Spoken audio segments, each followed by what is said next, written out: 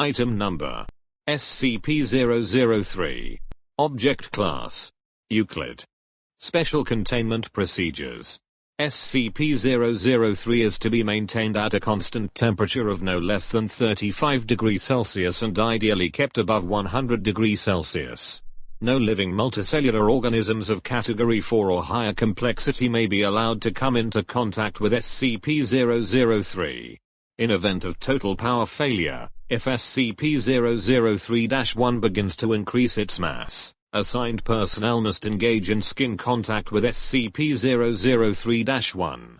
Ideally, personnel may use their body heat to return SCP-003-1 to above the critical temperature. However, skin contact must be maintained even in event of SCP-003 reaching activation temperature, lasting at minimum until SCP-003-1 advances fully to its second growth stage. Personnel who enter SCP-003's containment area must first be examined for body parasites of Category 4 or higher complexity, and sterilized if such organisms are present. All personnel who have come in physical contact with SCP-003-1 are to immediately report for sterilization afterwards. SCP-003-1 must not be removed from SCP-003-2 except in case of emergency procedures detailed above. Any significant change in SCP-003-2's rune activity, including pattern, frequency, or color, should be reported within 3 hours of occurrence. Cessation of rune activity must be reported immediately. SCP-003-2 must be supplied with power via the source designated generator 003-9 at all times. Description: SCP-003 consists of two related components of separate origin, referred to as SCP-003-1 and SCP-003-2. SCP-003-1 appears to be composed of chitin, hair, and nails of unknown biology, arranged in a configuration similar to that of a computer motherboard. Testing reveals SCP-003-1 to predate earliest known circuit boards by a factor of thousands of years. SCP-003-1 is considered sentient but not actively dangerous except under certain conditions. SCP-003-1 was found on a stone tablet, SCP-003-2, on which it currently resides. The runes on SCP-003-2 are not part of any known language, and emit pale, flickering light patterns.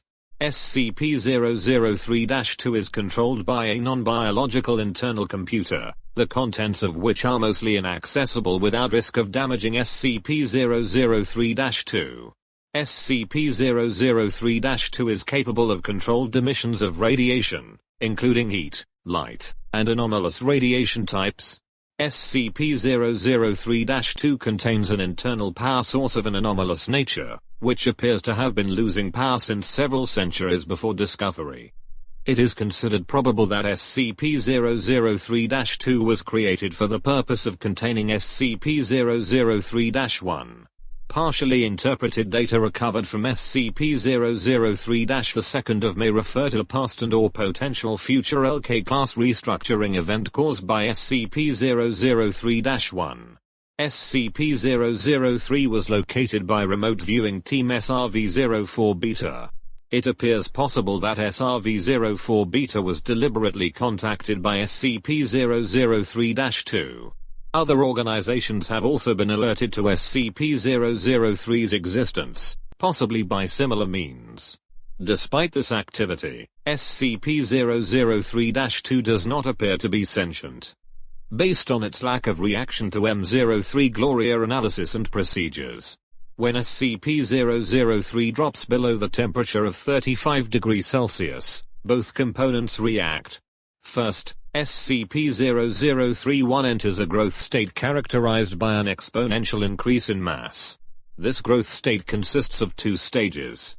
In both stages, SCP-003-1 partially fuels its growth by converting matter around it, starting with any surrounding inorganic material, including atmospheric elements, then non-living organic material, including cells of dead skin, hair, chitin, enamel, keratin, and other biological materials. The first stage is always the same. SCP-0031 will first increase its mass, then take a form similar in shape to an ephemeroid brittle star of 15 meters in diameter, including what appears to be a central processor of 3 meters in diameter. It will form sensory organs that appear to scan its surrounding environment, and will partially convert the area around it to an unidentified anomalous substance. SCP-0032 seems immune from conversion. The second stage describes a growth alteration which occurs when SCP-003 comes into contact with living organic material. SCP-003 appears to template itself off of the organic material, and will attempt communication with organisms that match its initial template or templates. In its second stage, SCP-0031 may pause, slow or change its growth, and will also convert inorganic and non-living organic elements into functionally similar structures while anomalously altering their physical makeup. While growth is consistent in the first stage, in the second stage SCP-0031's growth rate is diminished by 20 to 90% so long as SCP-0031 remains in contact with living organic material. The percentage is determined by the complexity of the organism in contact with SCP-0031.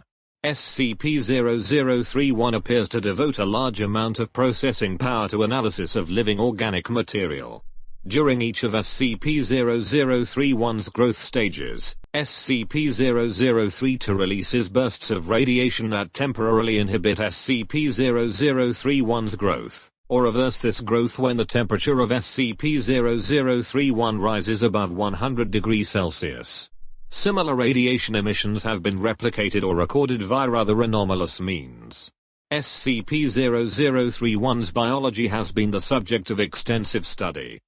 Significant elements have been identified similar to SCP-1512, and SCP-2756, the latter two of which have no further confirmed connection with SCP-0031 and no known connection with each other, and none of which are fully understood, technically, even less understood than SCP-003, thanks to the extensive cross-disciplinary research on the SCP-003 objects. To date, no convincing analysis has been put forward which satisfactorily explains SCP-0031's connection to these SCP objects or others, nor its connection to modern technology beyond appearance, and potential mimicry via unknown mechanism. Addendum 00301. Acting on information gathered from linguistic analysis of SCP-0032's runes and comparative data analysis, research team M03 Gloria has managed to establish a link between SCP-003 and data expunged. For analysis of functions, SCP-0031 must now be considered sentient, and is to be kept a minimum of 1 kilometer from data expunged, and the resulting byproduct at all times. Addendum 00302. SCP-0032's power loss has been exacerbated by the procedures performed by M03 Gloria. On orders of 05-10, M03 Gloria will continue procedures. Addendum 00303. During M03 Gloria procedures, SCP-0031 doubled its mass and began rapid structural growth. Temperature was immediately returned to 100 degrees Celsius. Growth and mass increase of SCP-0031 continued for 9 minutes and 6 seconds, at which time a sustained radiation spike was produced by SCP-0032. In response, SCP-0031 returned to its normal state in 3 minutes and 39 seconds. New growth dissolved into a dusty residue which was collected for analysis. Both SCP-0031 and SCP-0032 ceased all detectable activity. SCP-0032 did not resume activity until connected to external power source. SCP-0032's runes glowed uniformly gray and did not resume normal activity for 3 hours. SCP-0032 no longer appears to be able to maintain containment area at a temperature above 35 degrees Celsius without external power supplied by generators 0033-9. Addendum 00304. The procedure detailed in Addendum 00303 was repeated, and SCP-0031 again entered a growth state. After 10 minutes and 13 seconds, SCP-003 once again produced a sustained radiation spike. SCP-0031's growth stopped for 36 seconds, then resumed at its previous pace. On quadrupling its mass, SCP-0031 formed a coherent outer shell and body. After appearing to scan its environment and partially converting its environment, SCP-0031 then breached containment, entering the observation gallery where 9 members of M03 Gloria were present. On physical contact with team members, SCP-0031 encompassed them in rapidly grown appendages and stopped growth for 15 minutes. SCP-0031 then resumed growth, and rearranged the component parts of the center of its form to the shape of a 3-meter-tall female humanoid, with peripheral tentacles shifting to extrude primarily from SCP-0031's newly formed hair and spine. SCP-0031 then produced rudimentary vocalizations in an apparent initial attempt to communicate with researchers. Data expunged. An unknown individual approached the compromised containment area in company of a full squad of agents. The individual claimed to be acting on orders of O5-10 and attempted communication with SCP-0031. Data expunged. Following this incident, Agent Jackson of M03 Gloria successfully restored power to SCP-0032 and activated backup generators to return the temperature to 100 degrees Celsius. SCP-0031 returned to its normal state in 21 minutes and 7 seconds, and was successfully recontained without incident.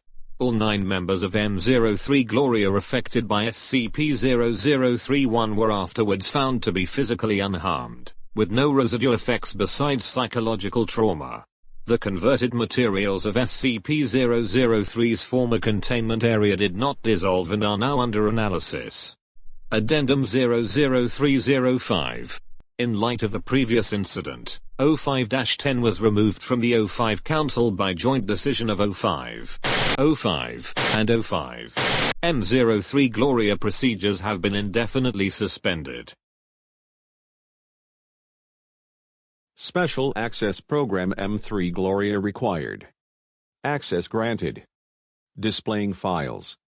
Transcript of Incident Report A21B Cycle 8. For dissemination to O5 Command and Staff. Interviewers. And Present O5-2, O5-5, O5-7, O5-10, and Staff. Interviewed. Dr. Tilda David Moose, M3 Gloria led. Excerpt 35A. She tried to talk to us. We all heard her voice in our heads, in a sort of half-language we couldn't fully understand. Some of the others passed out immediately. I lasted a little longer, but it wasn't because of mental fortitude. It's just that she was trying to tell us different things. She showed Jones a replay of all the memories of everything Jones ever felt anything about, all over the course of a few minutes. She ripped 3 of the researchers apart and put them back together unharmed.